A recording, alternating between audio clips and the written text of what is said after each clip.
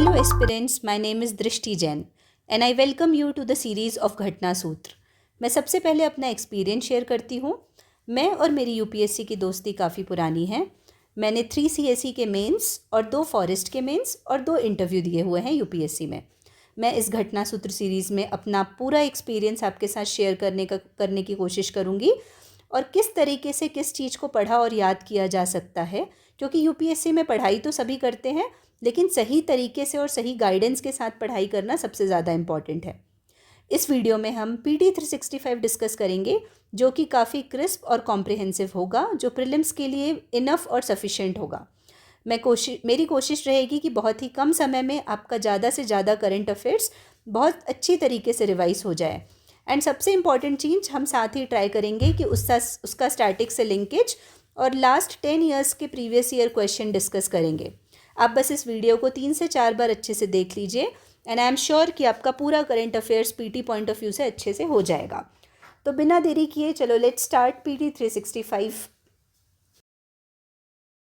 Start the next video जहाँ पे हमने लास्ट वीडियो एंड किया था और हमको कुछ क्वेश्चंस भी देखने हैं। तो पहले हम एक बार विलफॉल डिफ़ॉल्टर वाला जो नेक्स्ट टॉपिक है वो पढ़ लेते हैं, फिर हम उसके बाद एक साथ यूपीएससी के क्वेश्चन देखेंगे। ठीक है, तो विलफुल डिफ़ॉल्टर क्यों न्यूज़ में था? RBI issued guidelines on treatment of wilful defaulters and large defaulters under RBI Act 1934, Banking Regulation Act 1949 and Credit Information Companies Regulation Act 2005। तो इन सब एक्ट के अंदर उन्होंने गाइडलाइंस डायरेक्शन जारी किए हैं। की प्रोविजंस क्या है डायरेक्शन के? सबसे पहले विलफुल डिफ़ॉल्टर, तो wilful default with outstanding amount of ₹25 lakh and above.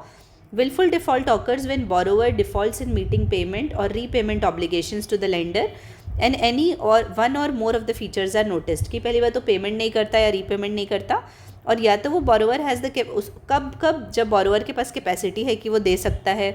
Diversion of fund and refund of the funds, या तो डाइवर्ट कर दिया है फंड को, या disposable of immovable and movable assets provided for securing credit, मतलब जिस चीज़ के थ्रू आप लोन लियो ना उसको आप डिस्पोज कर देते हो। फिर failure to infuse equity despite having the ability to do so, मतलब इक्विटी भी नहीं इन्फ्यूज़ कर रहे हैं उनके पास एबिलिटी होने के बाद भी। अब large defaulter, default with an outstanding amount of ₹1 crore and above and where the suit has been filed or whose account has been classified as doubtful or loss. Identification कैसे होगा ऐसे लोगों का? Lenders have to establish identification company to examine the evidence of wilful default. तो lenders को establish करना पड़ेगा identification company. अब इसी में आता है एक inter creditor agreement. Default by government owned राष्ट्रीय इस्पात निगम लिमिटेड, तो एक गवर्नमेंट कंपनी है Rashtriya Ispat Nigam, force lenders to seek cover through an inter creditor agreement. तो इंटर क्रेडिटर एग्रीमेंट की ज़रूरत पड़ी थी इससे लोन वो करने में। तो आईसीए क्या होता है? It describes terms and allocation of collateral between common lenders. जब कॉमन लेंडर्स होते हैं उस टाइम क्या कोलेटरल होगा वो बताता है। In the event of a default by borrower, it establishes borrower rights and positions concerning collateral payment priority as well as hierarchy between various creditors। अब अलग अलग क्रेडिटर है, किसने कितना पैसा दिया तो उसकी hierarchy. According to Reserve Bank of India Prudential Framework for Resolution of Stressed Assets Direction 2019, any decision agreed by lenders representing 75% of the value of total outstanding credit facilities and 60% of the lenders by number shall be binding on all lenders। ठीक है, तो I hope wilful defaulter वाला topic समझ आया होगा। Next topic है insolvency and bankruptcy code of India 2016। Recently, the Insolvency and Bankruptcy Code of India issued new guidelines to streamline the process of appointing insolvency professionals as resolution professionals। तो नई guidelines आई है insolvency professionals appoint करने के लिए। What is insolvency and bankruptcy code?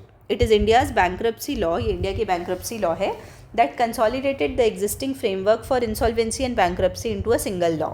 तो एक ही law बना दिया मिक्स करके।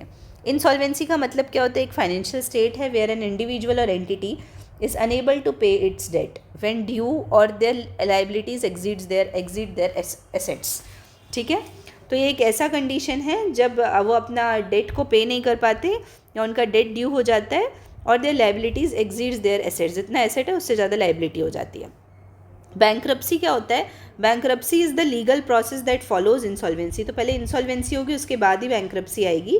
Where in the court or the tribunal declares that an individual or business is legally unable to pay off their debts. इसके बाद क्या है ऑब्जेक्टिव?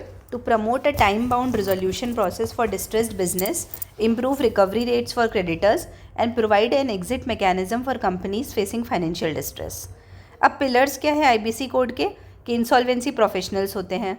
तो insolvency professional is appointed to conduct the insolvency resolution process for all the categories of persons. तो resolution के लिए appoint किया जाता है. They manage insolvency, liquidation and bankruptcy process. तो इन तीनों चीज़ों को वो मैनेज करते हैं. अब कॉर्पोरेट इंसॉल्वेंसी रेजोल्यूशन प्रोसेस होता है, ये इंपॉर्टेंट है, ये देखना, ठीक है. मैं स्टार मार्क कर देती हूँ. और withdrawal of corporate insolvency resolution procedure और liquidation process is largely executed through insolvency professionals. Insolvency professionals are regulated through, इनको रेगुलेट कौन करता है? Insolvency professionals agencies. अब इन्फॉर्मेशन यूटिलिटीज़ देखते हैं. They collect, authenticate and disseminate financial information of companies to facilitate the insolvency resolution process. तो क्या करते? कलेक्ट करते, ऑथेंटिकेट करते और डिसिमिनेट करते फाइनेंशियल इन्फॉर्मेशन कंपनीज को देते हैं. अब एडजुडिकेटिंग अथॉरिटी, तो NCLT and date Recovery tribunal कौन सी है? NCLT and date Recovery tribunal. अब एनसीएलटी के बारे में देख लेते हैं. For CIRP and liquidation of corporate persons including corporate debtors and their personal guarantors. तो किसके किस पे लगेगा? कॉर्पोरेट डेटर्स और कॉर्पोरेट पर्सन्स पे. IBC mandates completion of CIRP कितने दिन में कंप्लीट करना पड़ता है? 180 डेज में. Extendable to a minimum of 330 days. और उसको जब एक्सटेंड करते भी हैं तो 330 डेज तक.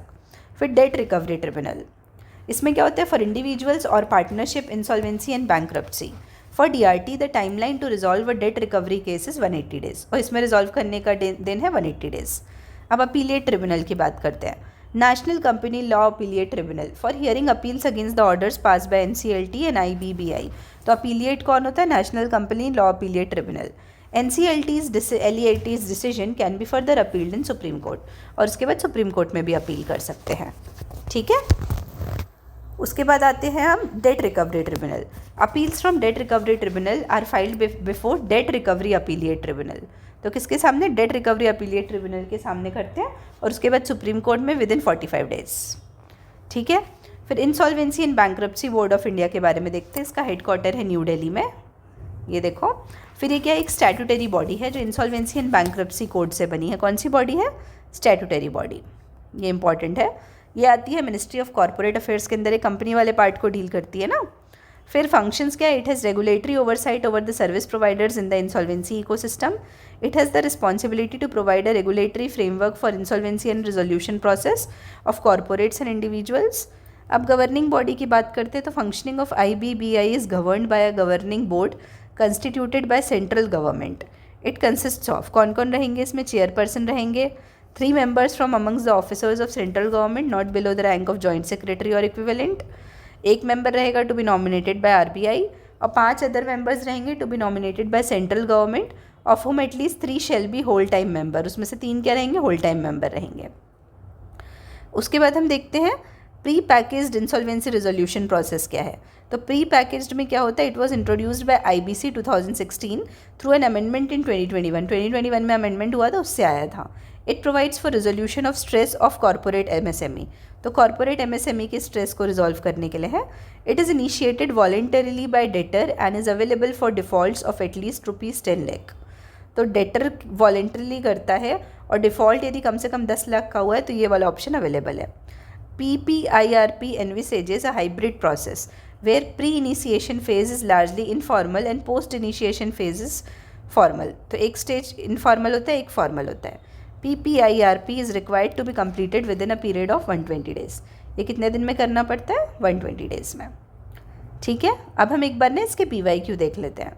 तो IBC के ऊपर 2017 में क्वेश्चन नंबर 30 आया है.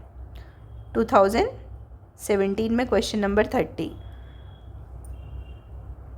एक सेकेंड वेट करिएगा, मैं नीचे जाती हूँ. क्वेश्चन नंबर 30 2017 क्वेश्चन नंबर 30 और नीचे आएगा.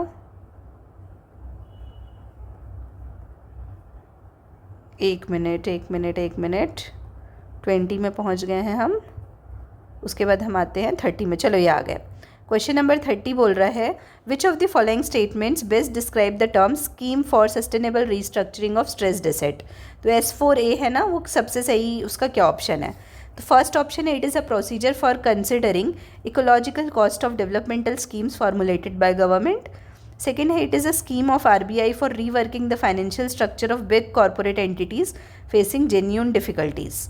थर्ड है, it is a disinvestment plan of the government regarding central public sector undertakings. और फोर्थ है, it is an important provision in the insolvency and bankruptcy code recently implemented by the government. तो देखो आप ना इसमें B और D में confuse हो सकते हो, बट ये उसमें प्रोविजन नहीं है, ये एक स्कीम है RBI की फाइनेंशियल स्ट्रक्चर को इम्प्रूव करने के लिए RBI बिग कॉर्पोरेट कंपनीज़ के. ठीक है, तो आई होप ये क्लियर होगा. इसमें अपन को एक क्वेश्चन और देखना था जो स्किप हो गया था प्रीवियस लेक्चर में से, वो है नॉन बैंकिंग फाइनेंशियल कंपनीज़ का क्वेश्चन था. इसमें 91 क्वेश्चन है. ठीक है, नॉन बैंकिंग फाइनेंशियल कंपनीज़. तो नॉन बैंकिंग फाइनेंशियल कंपनीज़ का क्वेश्चन है ये वाला. With reference to Indian Renewable Energy Development Agency IREDA, which of the following statements is correct. तो इसमें से कौन सा स्टेटमेंट सही है. It is a public limited government company, तो हमने IREDA पढ़ा था, ये पब्लिक लिमिटेड है, और ये नॉन बैंकिंग फाइनेंशियल कंपनी भी है, तो ये भी सही है. तो विच of the following statement is correct, तो दोनों सही है. ठीक है, अब हम आते हैं, हमने ये पढ़ लिया, विलफुल डिफॉल्टर पढ़ लिया, IBC पढ़ लिया. ठीक है, now we will read the next topic, that is asset reconstruction companies. तो Reserve Bank of India has issued master direction RBI asset reconstruction companies directions under SARFAESI act. किसके अंदर, सरफाजी act 2002 के अंदर. अब ARC होता क्या है, ये एक फाइनेंशियल इंस्टीट्यूशन है that buys non performing assets from banks and financial institution so that the latter can clean up their balance sheet. तो ये ना NPA को ख़रीद लेता है और उनकी बैलेंस शीट को क्लियर कर देता है. तो बेसिकली क्या है, ये एक फाइनेंशियल इंस्टीट्यूशन है जो NPA को ख़रीद लेता है from banks and financial institutions so that latter can clean up their balance sheet. Example, National Asset reconstruction Company Limited. ARCs are required to resolve the assets with in a maximum of 8 years of acquisition. जब आपने acquisition किया उसके 8 साल के अंदर आपको financial assets को सही करना पड़ेगा. And redeem the security receipts representing the assets. ठीक है, functioning of asset reconstruction company की बात करते हैं. तो एसेट एक्विजिशन है, सिक्योरिटी रिसीट्स और मैनेजमेंट फ़ी है. तो एसेट एक्विजिशन में क्या है, ARC acquire financial assets from banks और फाइनेंशियल इंस्टीट्यूशन, तो वहाँ से एसेट्स एक्वायर कर लेते हैं. फिर सिक्योरिटी रिसीट में क्या है, ARC issue security receipts for stressed loan sold at discount, तो डिस्काउंट पे सेल करते हैं स्ट्रेस्ड लोन्स को. फिर मैनेजमेंट फ़ी होती है, तो ARC शेयर है मैनेजमेंट फ़ी और चार्ज है management fee of 1.5 to 2% of the asset value annually. तो जितना एसेट वैल्यू होता है उसका 1.5 to 2% एनुअली चार्ज करते हैं. ठीक है, फिर जेनेसिस क्या है सरफाजी एक्ट का. तो SARFAESI act in 2002 envisages that ARC should be registered and regulated by RBI. तो ये कौन रेगुलेट करना चाहिए, RBI. फिर नरसिम्हन कमेटी 2 आई थी जिसने प्रपोज किया था asset reconstruction company on the similar lines of asset management companies prevalent globally. Significance क्या है, free up stressed assets and help banks to focus on their core lending function by removing bad loans from their banks from their books, facilitating asset recovery and revive businesses by restructuring their loan. तो basically restructure कर देता है loan को. ठीक है, फिर उसके बाद हम आते हैं की प्रोविजंस. तो net own fund to commence the business in ARC is required to have a minimum net owned fund of ₹300 crore. फिर रजिस्ट्रेशन की बात करेंगे तो before commencing business ARC shall have a certificate of registration from the RBI. Leadership position क्या है, it set the age limit to 70 for MD और CEO और whole time director and tenure of 5 years at a time with a maximum tenure of 15 years continuously. ARC shall report to IBA details of CAs, advocates and valuers who committed serious irregularities for including in Indian Bank Association database.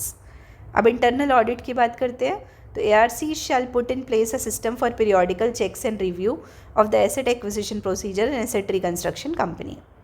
Other provisions में क्या है, ARC are prohibited from raising money as a way of deposit. तो वो money नहीं कर सकते, raising money बना नहीं सकते. Mandated to maintain a capital adequacy ratio of a minimum 15% of its total risk weighted assets. फिर other recent changes by RBI ने क्या क्या किया है अभी, strengthened corporate governance of ARC. RBI mandated that the chair of the board and at least half the directors in the board meeting shall be independent directors. तो half कम से कम independent directors होना चाहिए. फिर member of CIC. Every ARC shall become a member of at least one credit information company having certificate of registration from RBI. CIC क्या करती है, जो credit information company होती हैं वो डाटा कलेक्ट करती है पब्लिक से, credit transactions and payment history of individuals and companies regarding loans, credit cards among others. Example TransUnion CIBIL Limited. RBI increases the frequency of reporting of credit information by lenders to CIC from monthly intervals to fortnightly basis or shorter intervals to boost transparency system. CICs are licensed by RBI. कौन licence करता है, licence देता है RBI, licence देती है. And regulated bye CIC regulation Act 2005 along with the RBI guidelines. ठीक है, तो आई होप ये क्लियर होगा यहाँ पे अपन को एसेट रिकंस्ट्रक्शन कंपनी. उसके बाद अपन आएंगे नेक्स्ट टॉपिक में, that is house hold savings rate.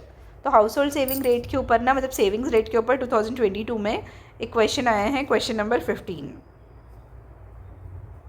ठीक है, तो ये अपन देखते हैं 2022 क्वेश्चन नंबर 15. एक मिनट, ये अभी निकाल देती हूँ मैं.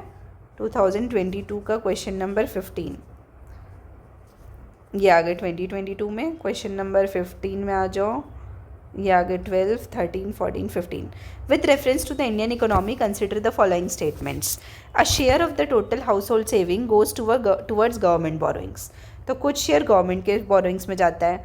Dated securities issued at market related rates in auctions form a large component of internal debt. तो डेटेड सिक्योरिटी ज़्यादा होती है इंटरनल डेट में. तो दोनों स्टेटमेंट सही है. ठीक है, अब हम पढ़ लेते हैं हाउस होल्ड सेविंग रेट के बारे में. RBI deputy governor said that household saving will remain the top net lenders to the economy in the decades. तो हाउस होल्ड सेविंग सबसे बड़े लेंडर्स रहेंगे जिससे इकोनॉमी में पैसा आता है. मतलब बेसिकली हाउस होल्ड्स ही ज़्यादा कॉन्ट्रीब्यूट करते हैं.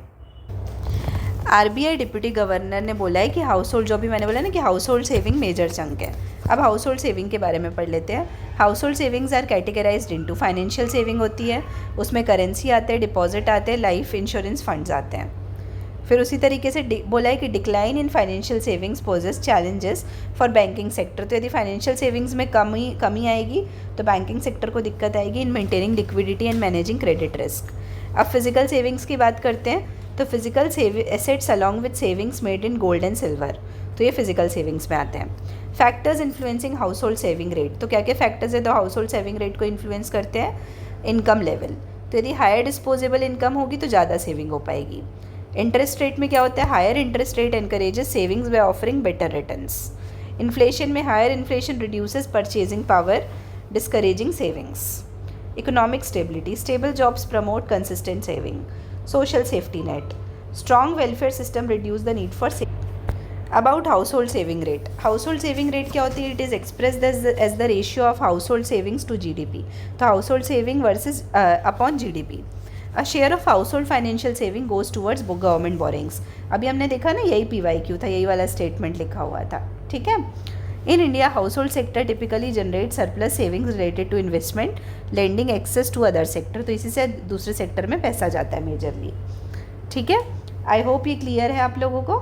फिर आते हैं हम नेक्स्ट टॉपिक में, that is finance and taxation. तो फाइनेंस एंड टैक्सेशन के अंदर हम पढ़ेंगे गुड्स एंड सर्विसेज टैक्स. ठीक है, तो गुड्स एंड सर्विसेज टैक्स में goods and services tax council has set up a group of ministers to decide on the taxation of luxury sin and demerit goods once the compensation cess ends in March 2026. तो अभी council ने एक committee बनाई है, group बनाया, group of ministers luxury tax, sin tax और demerit goods पे discussion करने के लिए. अब GST कंपनसेशन सेस के बारे में पढ़ते हैं. GST compensation to states act 2017 was enacted to levy compensation cess for providing compensation to states for the loss of revenue arising on account of implementation of GST. तो क्या हो रहा था, कुछ स्टेट्स को लॉस हो रहा था GST के इम्प्लीमेंटेशन के लिए, तो उसके लिए आपको कंपनसेशन देने के लिए स्टेट्स को ये वाला एक्ट लाया गया था. Compensation cess at varied rates is levied on luxury sin and demerit goods. तो किस पे लगता है, लग्जरी पे, सिन पे और डीमेरिट गुड्स पे लगता है. Over and about 28% tax. What is GST? GST is a comprehensive indirect tax. याद रखना, indirect tax levied on the supply of goods and services. तो गुड्स पे भी लगता है, सर्विसेज पे भी लगता है. 101 कॉन्स्टिट्यूशनल अमेंडमेंट आया था जो GST को लाया था 2017 में. अब लग्जरी सिन और डीमेरिट गुड्स क्या होते हैं. लग्जरी गुड्स मतलब goods which are non essential but deemed as highly desirable with in a culture or society, जैसे SUVs. फिर सिन गुड्स कौन से होते हैं, goods which are considered harmful or undesirable for society and considered ethically questionable by society, जैसे gambling, alcohol. फिर demerit goods क्या होते हैं? Goods that consumer like but are actually harmful and therefore their consumption is discouraged, example tobacco और cigarette. ठीक है, ये ना इसके ऊपर 2019 में क्वेश्चन नंबर 19 आया था। ठीक है, तो एक बार देख लेते हैं 2019 में क्वेश्चन नंबर 19। एक सेकेंड, क्वेश्चन नंबर 19, तो इसमें बोला है, एक सेकेंड, 2019 में क्वेश्चन नंबर 19, ठीक है चलो ये है। तो इसमें बोला है consider the following statements. Purchasing power parity exchange rates are calculated by comparing prices of same basket of goods and services in different countries. तो ये तो सही है, पीपीपी एक बास्केट ऑफ गुड्स को एक कंट्री से दूसरे कंट्री में कंपेयर करता है। In terms of PPP India is the 6th largest economy, तो ये तो गलत है।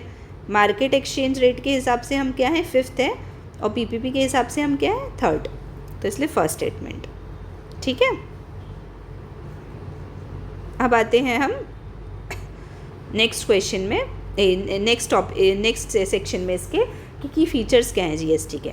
तो टैक्स स्लैब है 0%, 5%, 12%, 18%, 28%। डेस्टिनेशन बेस्ड टैक्स है, ईच स्टेज पे लगता है, हर स्टेज पे सप्लाई चेन के। डुअल स्ट्रक्चर है, सेंट्रल में भी है जीएसटी में, अभी इंटीग्रेटेड जीएसटी भी है। तो इंटरस्टेट ट्रांजेक्शन के लिए IGST is collected by centre and shared with respective state. तो सो कलेक्ट कौन करता है, सेंटर, और शेयर करते हैं स्टेट्स के बीच में। वन नेशन वन टैक्स है, रिप्लेस किया इसने मल्टीपल इनडायरेक्ट टैक्सेस को जो लेवी करते हैं सेंट्रल और स्टेट। गवर्नेंस की बात करते हैं तो जीएसटी काउंसिल है, फिर जीएसटी टैक्स नेटवर्क है, provided IT system to GST portal. ठीक है, अब जीएसटी काउंसिल देख लेते हैं। ये कॉन्स्टिट्यूशनल बॉडी है जो स्टैब्लिश हुई थी आर्टिकल 279A के अंदर थ्रू 101 कॉन्स्टिट्यूशनल अमेंडमेंट एक्ट 2016। ये प्रेसिडेंट बनाते हैं with union finance minister as the chairman. Objective क्या है, responsibility for setting tax rate, making policy decisions related to GST and making recommendation to centre and state. अब decision making ये 3/4 majority से होती है वेटेड वोट्स के। The states collectively have 2/3 voting weight while centre has 1/3। तो states के पास 2/3 होती है, सेंटर के पास 1/3। अब जीएसटी अपीलिएट ट्रिब्यूनल के बारे में देखते हैं। ये सेकेंड अपीलिएट अथॉरिटी है established under central GST act 2017 for hearing appeals against order passed by appellate authority under CGST act 2017 and state GST act. ये प्रिंसिपल बेंच इसकी न्यू दिल्ली में है और वेरियस स्टेट ब्रांचेस भी हैं। ठीक है, अब इसमें आते हैं नेक्स्ट कि principal bench is presided over by president and shall consist of 2 technical members, एक सेंटर से एक स्टेट से। GSTAT president is appointed by government after a consultation with the Chief Justice of India, और उनका minimum tenure 3 साल होता है और until he achieves the age of 70 years whichever is earlier, और ये एलिजिबल होते हैं रीअपॉइंटमेंट के लिए। इसमें हम एक्साइज ड्यूटी भी देख लेते हैं। ये क्या, एक इनडायरेक्ट टैक्स है that is applicable on goods manufactured in India and used for consumption within India, मतलब इंडिया से India, oppose to custom duty charge on goods from outside India, outside the country. तो excise duty कहाँ लगती है, यहीं India के India में। The Central Board of Excise and Customs is responsible for collecting the excise duty at the central level. Excise duty used to be levied as central excise duty. However, GST subsumed many of these excise duty. Today, excise duty applies only on petroleum and liquor. Excise duty on alcohol, alcoholic preparation and narcotic substances is now collected by state government and is called state excise duty. तो अलग अलग होती है, state की अलग, central की अलग। ठीक है, आई होप ये क्लियर है एक्साइज ड्यूटी वाला टॉपिक भी। नेक्स्ट टॉपिक है इन्वर्टेड ड्यूटी स्ट्रक्चर। तो ministry of commerce and industry shared certain items to ministry of finance to address inverted duty structure. तो इन्वर्टेड ड्यूटी स्ट्रक्चर को address करने के लिए ministry of commerce and industry ने items बताए कौन कौन से पे है।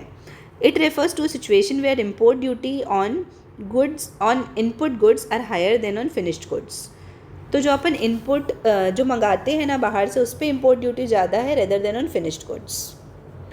Import duties on input goods are higher than on finished goods. In other words, GST rate paid on purchases is more than GST rate payable on sales.